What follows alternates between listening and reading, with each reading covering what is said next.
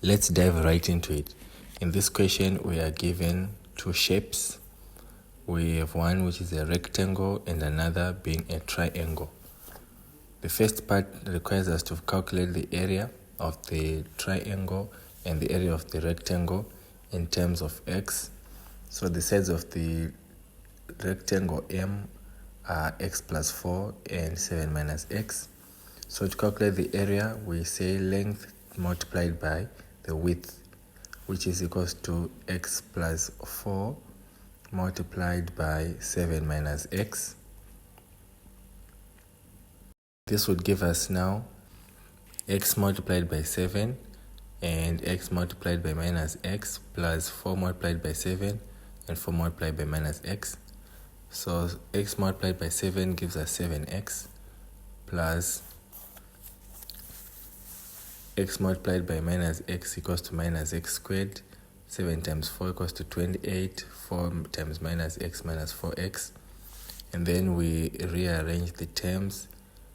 Minus x squared plus 7x minus 4x plus 28. And this would give us minus x squared plus 3x plus 28. So that's the area of the shape M, the rectangle M. For the area of N, it is a triangle. So in order to calculate the area of a triangle N, we say half base multiplied by the height, which is equal to half of 3x plus 1 multiplied by x.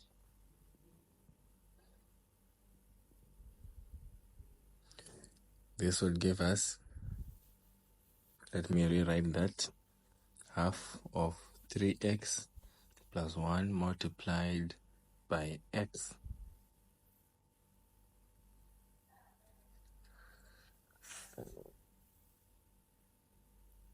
Okay, so this would give us half of 3x squared plus x, which can also be written as 3x squared plus x all over 2.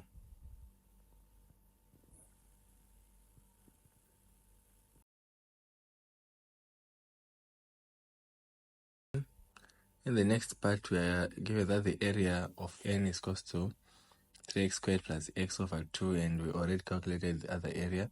So given that the area of M is 2 times the area of N, show that it reduces to 2x squared minus x minus 14. So minus x squared plus 3x plus 28 is equal to 2 multiplied by 3x squared plus x over 2. This would give you minus x squared plus 3x plus 28. The 2's cancel out each other, leaving 3x squared plus x. And this will lead you now to minus x squared plus 3x plus 28 equals to 3x squared plus x. Then we bring the like terms together on one side. So let's bring the terms with x squared and x on one side. So that will give us minus x squared and 3x squared. So we're going to remain with 28 this side and put all the terms with the x on the other side. 3x squared plus x squared. 3x squared plus x squared plus x minus 3x. So this will give us 4x squared plus x minus 3x, which gives us minus 2x. And 28 equals to 4x squared minus 2x. Then we bring all the terms to one side so that we can equate to 0. And this will now leave us with 4x squared minus 2x minus 28 is equals to 0. And we can divide all the terms by 2, since 2 is a common factor there. So if we divide everything by 2, we're going to remain with 2x squared. So we're going to divide for every term. We're going to remain with 2x squared minus 2x minus 28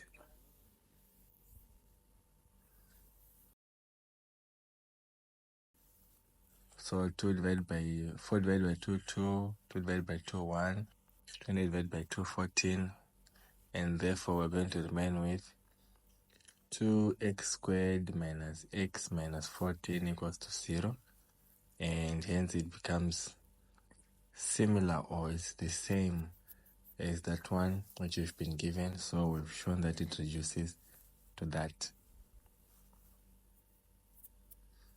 Now we're going to move on to the next part of the question, which requires us to solve for the value of x. Since we've already found a quadratic equation which is which links both the areas, we're going to have to try to solve it and find the value of x.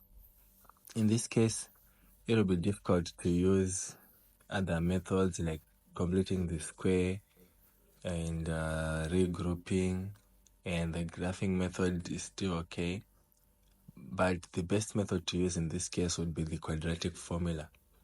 The quadratic formula, or the quadratic equation, is the one which is going to help us to get answers in a more quick and easy manner. So the quadratic formula is read as such: x is equals to minus b plus or minus the square root of b squared minus 4ac and all over 2a. So the values now of b, a, and c, we're going to get them from the equation. The value of a is 2. So the values of a, b, and c are the coefficients of the values or the unknowns. The value of a being the coefficient of x squared, the value of b being the coefficient of x to the power 1, and the value of c being the coefficient of x to the power 0. So it will read x is equals to minus 1 plus or minus square root of minus 1 squared minus 4 multiplied by 2 multiplied by minus 14 all over 2 times 2. This would give us 1 plus or minus 1 plus 112 all over 4. Alright, so this would be 1 plus 112 over 4.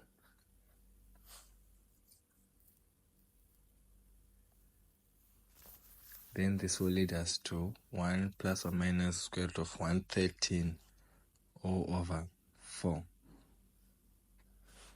Now, to calculate the square root of 113, we're not going to crack our heads. We're going to use a calculator, which will make our work easier. So here I've separated the equations. So the value of x could be 1 plus square root of 113 over 4, or the square root of, or 1 minus square root of 113 over 4. So I'm going to use a calculator.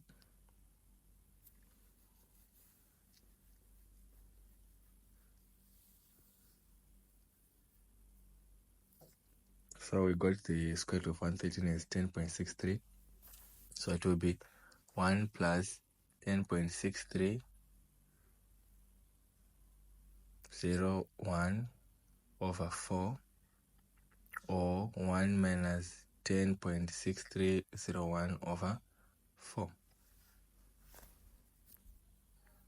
And this will lead us to 11.6301 over 4, or minus 9.6301 over 4. Now we only need to divide. Again, we're going to have to use a calculator.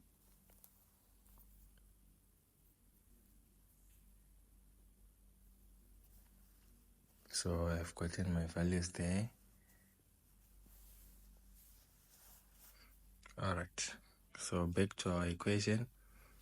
So the value x is equals to 2.9 or minus 2.4075. So to three significant figures, both of these numbers, x can be equal to 2.91 or x equals to minus 2.41. However, we're not going to consider the negative value, since if we're looking at a real value, or a real quantity such as length, we only take the positive value. So we're only going to consider the 2.91. Okay.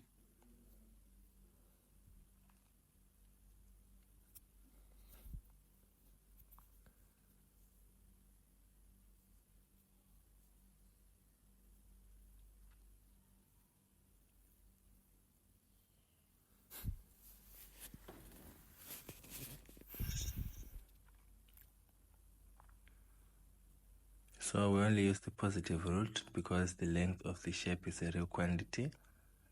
Alright, so now we're asked to find the